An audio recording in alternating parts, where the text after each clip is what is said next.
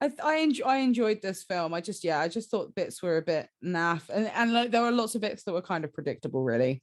So like I was like, well, obviously that's going to happen. I know that that's going to happen, but yeah, and I also just think like even the naffness, all of it is a bit naff. Like even the ending is naff. Like the whole reason as to how she like whatever happened to her in itself is also just a bit naff. So I find with this film, none of it is ever like a 10 out of 10.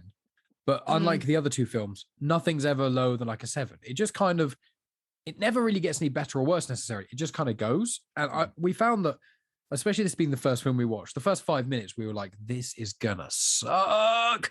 And then it actually gets going. You're like, this is actually quite cool. And I think that you could tell there wasn't necessarily much of a budget, but they did something very clever with it where all the horror stuff they did and anything that was creepy